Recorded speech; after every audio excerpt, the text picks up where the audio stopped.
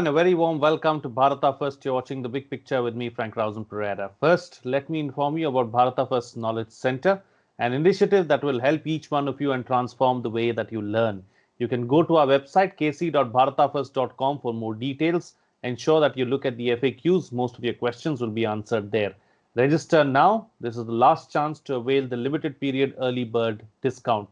Classes are already live, so register today. And don't worry if you missed out, recordings will be available for a whole year, so you can always catch up. Now, since you're here, I would like to thank you for your continued support. For those of you who haven't already subscribed, please like the video, subscribe, hit the bell icon, and then all notifications. You can subscribe to our newsletter as well to get some incisive content. The Bharata First team runs a daily Big Picture quiz. Please do participate by going through the description in Big Picture videos. Here are the UPI IDs for those of you who would like to come forward and contribute. A small contribution that you make will be a giant leap for us to keep bringing you this content. In case you have trouble with UPI IDs, you may use our payment link in the description below and follow the steps. All this information, along with some must-see recommendations, are in the description of the video. Please go through it. And now, on to the discussion. India's first made-in-India aircraft carrier, INS Vikrant, will be commissioned next year, and its combat capability, reach and versatility will add formidable capabilities in the country's defense, Defense Minister Rajnath Singh said at the Southern Naval Command in Kochi last week.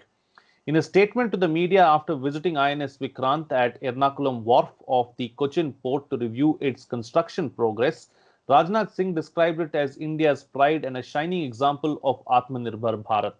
INS Vikrant is also known as the Indigenous Aircraft Carrier 1 or IAC-1. The ship had successfully completed the basin trial in November 2020, during which the propulsion and power generation systems the ship in harbour were tested. Now, following the trial, the integration of a number of other navigational, communication and operational systems were undertaken. The nearly 24,000 crore project has been hit by delays. While the original targeted year of commissioning was 2018, the COVID pandemic further contributed to the delay.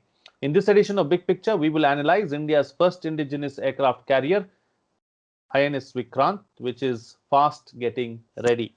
Joining me on the program today are Vice Admiral Satish Soni, retired, former Commander-in-Chief, Southern and Eastern Command; Air Vice Marshal Sunil Nanodkar, retired, Defense and Strategic Analyst; and Commander Milind Kulshrestha, retired, Security and Maritime Expert. He has also been a part of aircraft carrier projects. Thank you to all my guests for joining me on this edition of Big Picture. Admiral, I'd like to start the program with you first. You know, it's a matter of pride that we are going to be getting our first indigenous aircraft carrier. It's a big deal. Not many navies around the world can boast to this. So, your thoughts on INS Vikrant and how the project is progressing along and the salient features.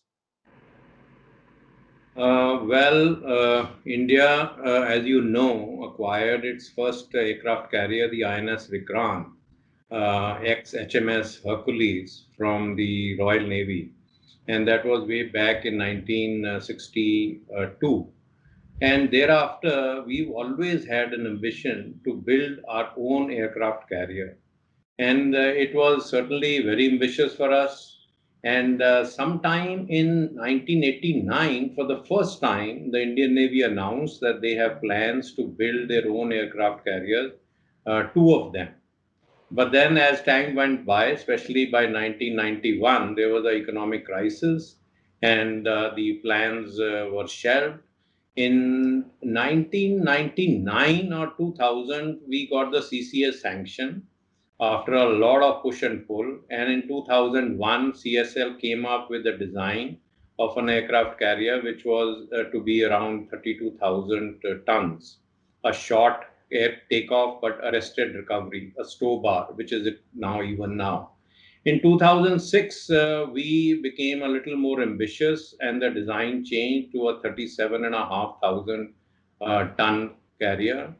And that's where we stand right now. The keel was laid on the 28th of February in 2009, and the carrier was floated out of its dry dock on the 29th of December 2011. What actually happens is that this is a modular construction. So you have parts of the carrier which are built, and then they are finally joined, and then the carrier was floated. It was launched on 12th of August 2013, which means that it was pushed out of the dry dock into the water for the first time. And then it was berthed alongside, and that's when the fitting out started. The next thing which happens is that all the equipment starts coming in. It has taken a lot of time, and basin trials were done last year. In fact, I think most of the year. That is what happened, delayed obviously by COVID. And on the 25th of June, now the defense minister, while visiting the carrier, has made a statement that the sea trials will begin in July, and the carrier may be commissioned next year or the year after that. The carrier apparently is now berthed in a civilian berth in Kochi, in the Ernakulam berth. The project has cost us around 19,000 crores, which is equivalent to 3.5 billion US dollars. As can be seen from 1999 to now, there have been considerable delays which could have been avoided. The reasons have been many, from delay in the supply of gearboxes, to accidents which took place, or the foreign collaborators, they were not able to supply the equipment. But that's what is only expected to happen in a country like ours, which is building this aircraft carrier, this massive project, for the first time. But the design is, fairly good. It's a big carrier. It's about 262 meters long, 62 meters wide. Displaces, as I said, 40,000 metric tons. Has a stow bar configuration, and it is capable of launching the MiG-29 aircraft that we have. About 30 of them. I mean, the total aircraft that it can carry is around 30, of which 25 would essentially, 24, 25 would be the fighter aircraft, and the balance would be the K-31 or the Skorsky that we are getting, or the Sea King, or the naval utility helicopters for doing the odd jobs, in the fleet. It is powered by LM2500 gas turbines, which generate about 80 megawatts of power. I think it's an extremely good project, and we could have done better, but it's never too late. And we look forward to its induction into the Indian Navy, and along with Vikramaditya, it will become a second aircraft carrier. Absolutely. Absolutely. AVM, let me bring you in now. I mean, so beautifully explained there by the Admiral, taking us through exactly what this carrier is all about and what it means and what are its salient features. But, from a strategic point of view, uh, how is it going to help our armed forces? And also considering how important the Indo-Pacific has suddenly become, and the Indian Ocean and the rim countries too have come into the play now, and this is a very important theater. From that perspective, how important is this carrier going to be? See, first of all, we had in the past two carriers, and we got down to having only one. Having seaboards, the western seaboard and eastern seaboard, being looked after by Indian Navy, and both sides are equally important. And now, of course, eastern seaboard gathers a little more importance, considering the present scenario. And if you have to truly be a blue water navy in times to come, I think we need to take care of both seaboards equally dynamically. So in that aspect, having two carriers on both sides makes a lot of sense, and that is what our strategy has been in sanctioning these two carriers. And the third one should be thought of very aggressively, if we have to really have some kind of a backup and futuristic requirements to be fulfilled.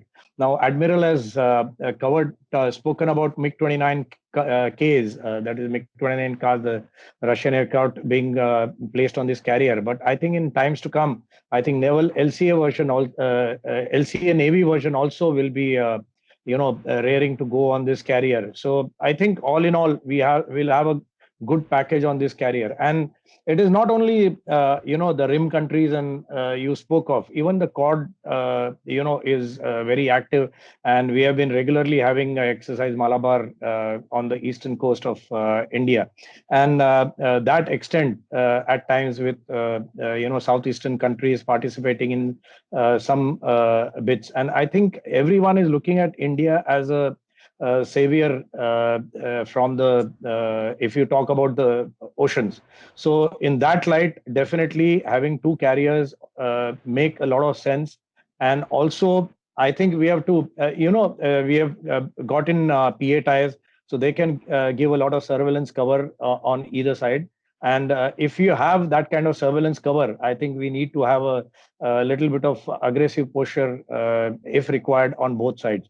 So that in that light, I think having two carriers and carrier of this capability, of course, like Admiral Satish sir has said, that this is a limited capability carrier, and I think we have to look at going big. So I think considering the present scenario, the threats that we envisage, I think it is high time that we sailed out our second carrier. And like Raksha Mantri has said, I think we are looking at 75th year of on 25th on 15th of August, and around the same around that time, if we roll out this carrier, I think it will be a big thing. Of course, it may not be rolled out in its fullest capability, and like Admiral Sony has explained, I think while we talk about indigenization of this project, but there are many countries which are involved. Like Russia is doing some systems, Israel is doing some system, Americans are giving you gas turbine engines for this big ship, and of course, rest of it is indigenized. And biggest advantage is that the radar is fully indigenized. The radars and associated systems are fully indigenized. So command and control of this ship is going to be a fantastic, experience as far as Indian Navy and associated DRDO labs are concerned. So that's a very, very big achievement as far as we are concerned. And I think it is a message sent about the capability of India in getting Atmanirbhar to an extent and extending it to this kind of activity. On one side, we have developed LCA. We are going in for LCA Navy, LCA Mark II, subsequently to AMCA. And on the other side, we are built an aircraft carrier. And I think it's a big achievement. And the whole world is looking at us as truly Atmanirbhar capability build up with this kind of activities that we do. Absolutely. All right. So, Milind Kulshreshtha, let me come to you now, and let's talk about the Admiral raised issue. Spoke about, of course, the delays could have been avoided and how we could have done better. Now, let's talk about what goes into building a carrier like this. What are some of the difficulties? What are some of the challenges? And how do we come up with such a beautiful end product? So, aircraft carrier for any Navy, by the way, Indian Navy has been proud owner of always two aircraft carriers. And before coming to how they're constructed and what goes into the design and the dynamics of it, what we have been looking at is that it was realized well in time by Indian Navy that we had that erstwhile INS Vikrant, which was likely to get decommissioned, as Admiral Sir has already brought out the timelines and the dates. So we were looking at 28,000 ton air defense ship because we thought that it is the time that we go in for a smaller one to get to know how to build a aircraft carrier. The very few countries in the world who are capable of making an aircraft carrier, and India is proud to be one of them. The very fact that we attempted it was a very good idea in order to replace our aging aircraft carriers. And it so happened that even the Sea Harriers, which were launched deck-launched aircraft, they were also getting outdated. So what has happened with time is that ADS got evolved into IAC, the indigenous aircraft carrier. Now with that, MiG-29Ks were being looked at to support the operations along with this. Unfortunately, there have been delays when this was conceptualized, and in 2003 it was rolled out as the project which has to now take shape. Already delays were being expected. It's not that Indian Navy was not aware that there are likely to be delays. However, the delays have slightly far extended than was expected. Now, what has happened is that Indian Navy is left with only one aircraft carrier, which is strategically not a good thing for us. MiG-29Ks have come. We are already operating them.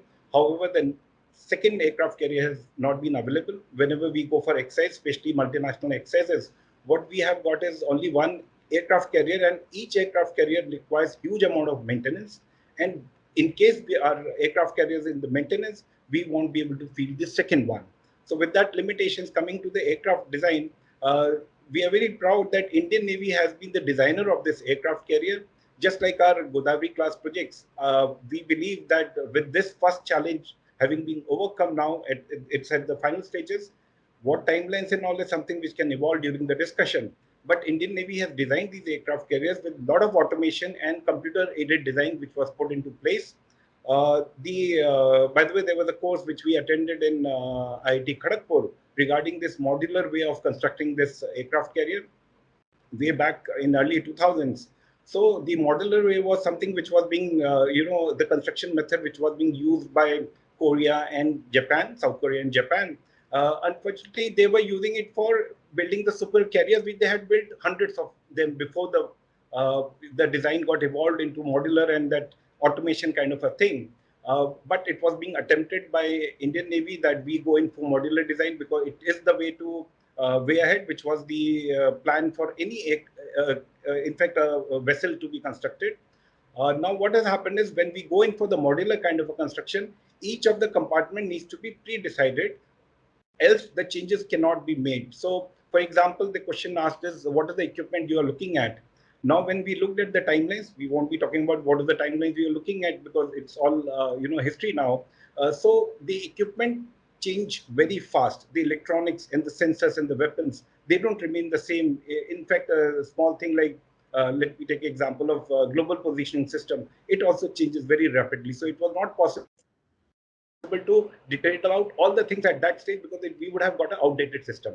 Now, having designed that, the steel itself was something which was not available. Aircraft carrier steel is a different kind of steel which is used, and Tata's and indigenous solutions were worked out, and a lot of metallurgy, a lot of work has been done on that. So the challenge started from the time the steel was required, and once the steel was put, then again we are talking about a shipyard. All Indian shipyards, including the Cochin shipyard, are very human-centric shipyards. So sitting in an air-conditioned room and some think tanks can say that it's been delayed by 3 years and CAG said so.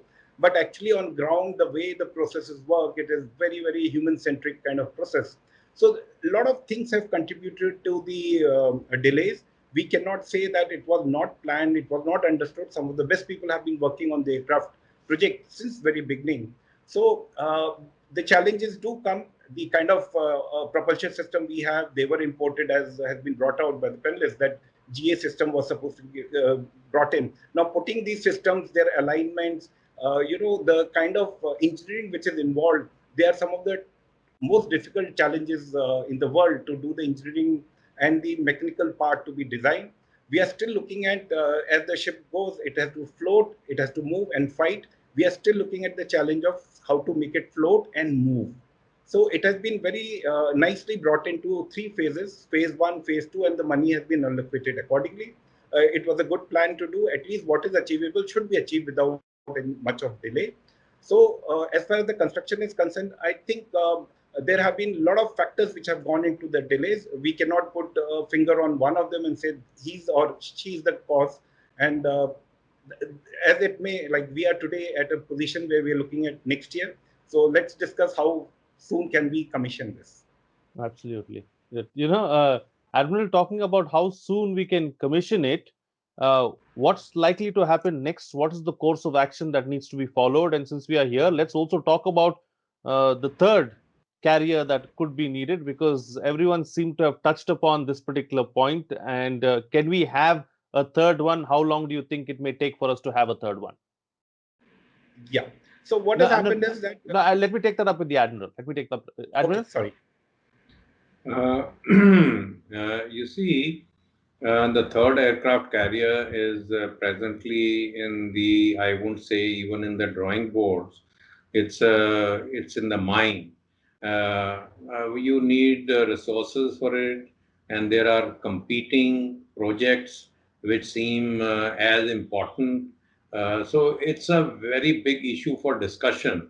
The Navy would certainly want one, and the Navy must get one. In principle, we must agree as a country that we are going to have 3 aircraft carriers. If we don't have the resources right now, that's fair enough. The resources will come. The plans must continue to be debated, to be discussed as to what is going to be the configuration of the third aircraft carrier. So the third aircraft carrier must not be ruled out. The third aircraft carrier must progress at the pace that the country can afford it. A slow pace should be acceptable by the Navy, because if there's no money, there is no money. But it should not be shelved. Secondly, the technologies that go into building an aircraft carrier, they will keep on improving. We already have the, electromagnetic launch systems which are prevalent or which are being tested actually, even in the Western and the US carriers. We must observe all this. We must see how we can induct this technology on a transfer of technology basis. And we must develop the relevant ecosystems in the country itself. So, and there is a need for collaboration with countries like the US or the UK who have better experience in carrier building than we have, so that we don't make the same mistakes and we don't learn from our mistakes. That's my view on it, on the third aircraft carrier. Absolutely. And AVM, coming back to you now, since you're talking about collaboration, first aspect is, at what level do we collaborate with other nations and other armed forces, and how open are they to share technology? Yeah, it's a good question, Brandon. We have been collaborating with major powers on many counts. You take building of ships. If we, I think the other two panelists will be better placed to, explain the systems on board the ships that we have been building. But as I understand it, there are certain expertise in weapon systems with certain country. Say, for example, talking about weapon systems coming in from Israel. A lot of technology in the past has been shared with us in terms of, building up of weapons. And many weapon systems have already gone into some other class of ships, say, for example, Delhi class or Kolkata class, or, we were just talking about Kripan or equivalent ships that have been built, or Talwar class that has been built into our own shipyards. So a lot of weapon systems we have indigenously, some of them we have built. For example, the Gatling gun has been now, OFV is building over a period of last few years. And that is going into many ships of ours. Likewise, the missile systems have been integrated by BEL, taking the help of Israelis, and which goes into our system. Likewise, the gas turbine, like what Admiral has said, and even what Milind Kulshrestha has said, that those gas turbines have been supplied to us by US. So, and the technology that has been acquired and understood by our engineers and scientists to place those gas turbines as per our requirement into this carrier. So if you see the overall aircraft carrier, when it actually floats and sails on its own power and goes into a fully fit fighting condition, there'll be so many technologies that we would have understood, acquired, and absorbed. And to do that, we require a lot of our own understanding or our own base of technological base to take these actions. So that is one aspect of it. Secondly, these countries, like, for example, there are some Russian systems going into this. And hats off to this. Hats off to Indian Navy and their project management team, where it is a nightmare to get these systems from various countries to get into one platform and integrate as per our requirement, because ultimately it is our requirement, our specifications that have to come out when that end product comes out. So to integrate it, we have to have first of all the monetary backup from the government, and secondly, the project management team has to be very, very strong in terms of their not only the management capability but their understanding of the entire technology that is coming into these kind of platforms. So I think all in all, it's a win-win situation as far as our technical manpower with the docks, with Indian Navy is concerned, when we roll out this kind of platforms, and also understanding for our scientific community, understanding for our engineering community, and the futuristic understanding or the opportunity for our private industry. So it's a huge plus and win-win for the country as a whole. Absolutely. And also, AVM, on a lighter note, thank you for rechristening me. You made me Brendan on the show today. I've had Mark quite a few times. No, that's okay. No offense taken. No offense taken. I've had Mark quite a few times, I must say, and it's happened. It's happened. But Brendan is good. I like it. Sorry, I've done more. This is Rajya Sabha effect. All right. So, Milind Kushresthan, let me come back to you now, and let's talk about what next. So the sea trials are likely to start in July, which is soon, which is just around the corner. What happens after that, as far as our carrier, which is in the works, is concerned? So as Air Marshal Sir has already brought out, like a warship of this nature, when we call it an aircraft carrier, it always forms a part of a major battle group. We have a designation called carrier battle group. It is the most advantageous thing any Navy can have, because whenever you have aircraft carriers which are placed on board and they are deck launched fixed wing aircraft. By the way, aircraft carrier has not only the fighter jet aircraft, it also carries the helicopters. Like usually they have helicopters in the role of, like we have Ka-31 Kamov, MH-60s are going to be coming and would be getting integrated here. So helicopter complement about 10 to 12 as they have. They are utilized for combat activities along with the fighter jets. Like for example, the helicopters form the air electronic warfare and communication links. It provides a very crucial factor of defending the ships. When we have aircraft fighter jets which are flying as a part of the combat air patrol for the fleet, it's a very crucial role which we would have achieved. While we have the aircraft, we have the helicopters, we also have early warning radars. We have systems like your Automata guns, 76.2 mm.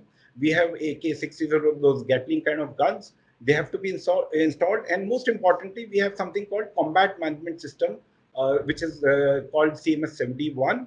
I've been part of the combat management system from CMS SNF time, and I have designed the next to CMS 20 and 50 Alpha. CMS 71 brings in all together a new aviation technology for Indian Navy, because we have been always operating till the time we got INS Vikramaditya, ex-Droshkov.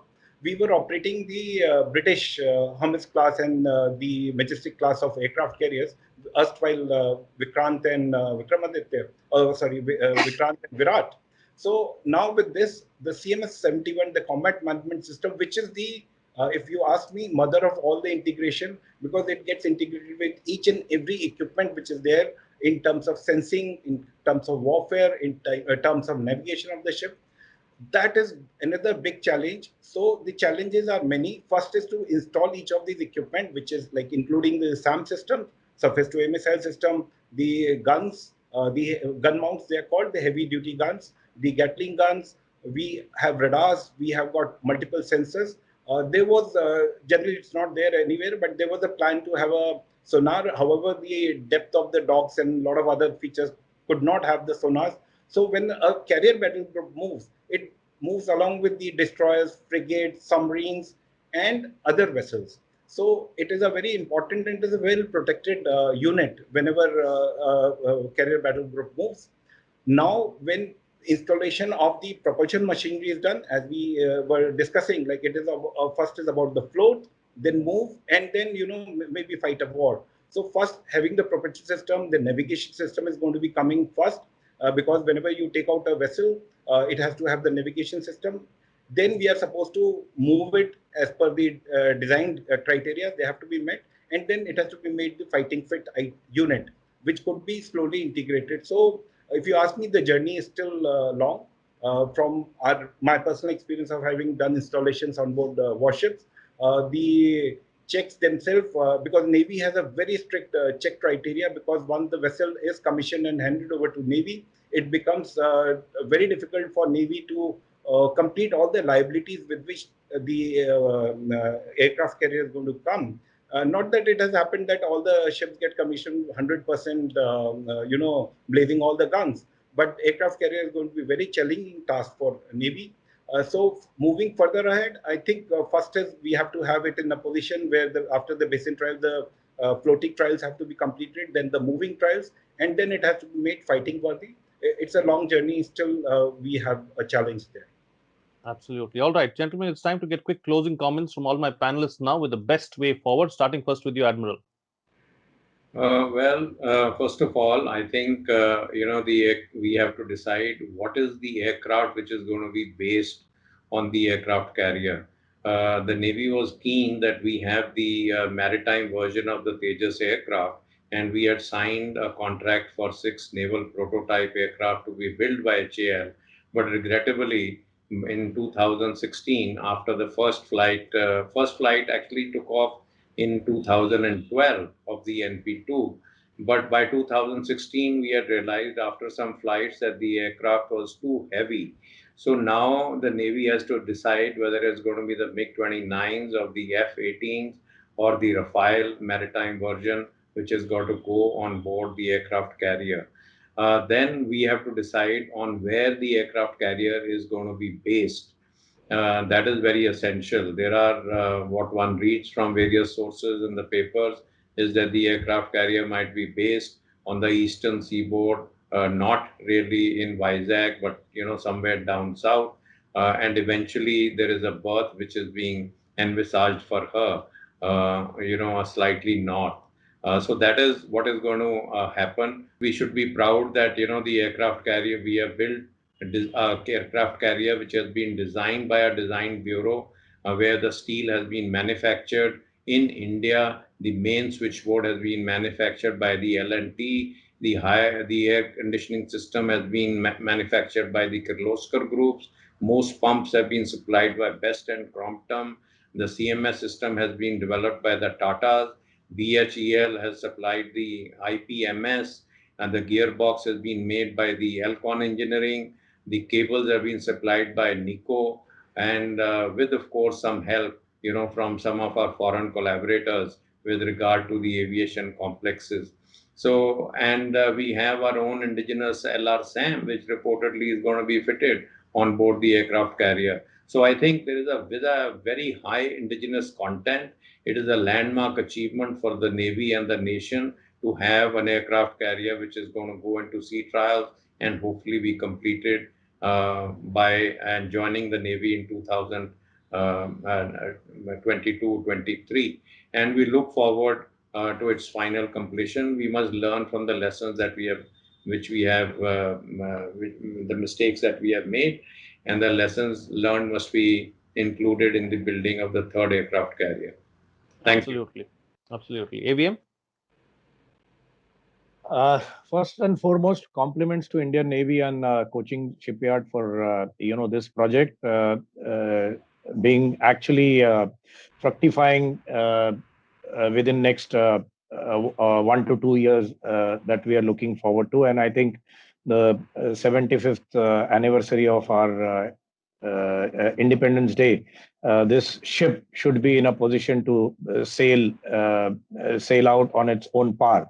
So I think that is what we are looking at, and I think if that is achieved, it will be a big step as far as India is concerned. Its capability to show to the world, right, what was covered right in the beginning, that very few countries can show this capability, and India to be one of them.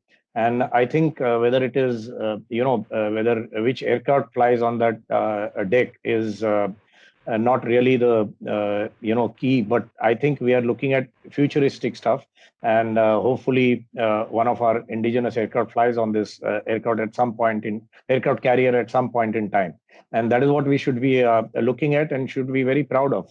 I think it will be a big step as far as the strategic achievement of our own capability is concerned. So I think we should all look forward to this kind of thing.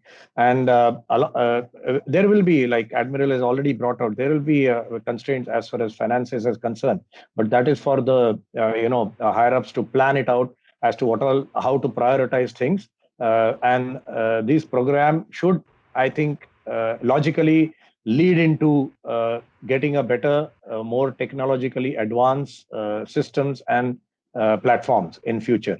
I think all the best to Indian Navy for sailing out such a wonderful platform and machine. Absolutely. And the quick concluding remarks. So the aircraft carrier project, since I've been myself involved in the beginning part of the planning stage, has been a great achievement for Indian Navy, a self-designed aircraft carrier, and for India. The important part is that, like, we are looking at some competition in the Indo-Pacific, and that is coming from China. Just as a comparison, though we are still nascent in our shipbuilding, just like China, which has got Type 001, and they have started with, again, second-hand aircraft carrier. So they have been studying the design of aircraft carriers. However, they have started with 70,000 ton, which is nearly, double, and they are reaching towards 80,000 ton plus. Their competition is with the Americans, as they plan to have more aircraft carriers to become blue water. Indian Navy must have the second aircraft carrier project launched, for the simple reason that all the talent and the skill which is available should not get wasted. The manpower which has already worked on a new design phase needs to be engaged further by the Cochin shipyard. There are a lot of modernization which are already coming. I may start with combat management system, because that is the intricacies we are aware about. We have artificial intelligence which has come in. We are still going with the previous version because Tata's had completed a long time back. So we are likely to get the same system. So whenever the project gets delayed, there's a cascading effect on the other technologies which have been prepared or are being planned for it. So if the equipment has changed, then all the integration plans have to be reworked. It's quite a challenging thing. Indian Navy also has its own integration team in Delhi, which has been doing a fantastic work since Godavari class. The modernization of technologies have already evolved. We have Queen Elizabeth in UK, Royal Navy aircraft carrier, which already has got an electrical propulsion. So for Indian Navy to get advanced in technology, I think the second aircraft carrier has to be available. Two aircraft carrier are some of the requirements which are going to emerge in the theater command, which we are looking at. Whereas Air Force provides all the support, it should be provided independently. But for theater command operations and multinational operations, I think Indian Navy requires one more aircraft carrier. And ISC, what time it will come out, is a challenge, because the definition of commissioning has to be understood first. It's likely to be first a floating and a moving body. Then it's going to be outfitted with all the weapons and sensors and the integration, and finally proven. A long way to go, in my opinion, Frank. All right, gentlemen, we'll have to leave it at that. Thank you so much for joining me on the program and putting things into perspective for us. Well, what's coming out of this discussion is that the indigenous aircraft carrier is a landmark achievement for the nation and the Navy. Despite the delays, it is good to know that the aircraft carrier is fast getting ready. However, there is still a long way to go. Next, we will have floating trials, moving trials, and finally, fighting trials. Checks that the Navy carries out are also strict, so it will be a watertight approach. India currently has only one functioning air carrier. The second one is long overdue.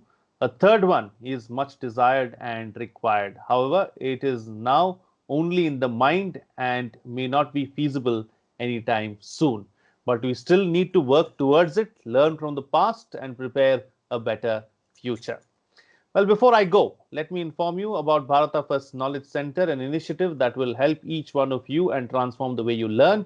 You can go to our website, kc.bharatafirst.com, for more details. Ensure that you look at the FAQs. Most of your questions will be answered there.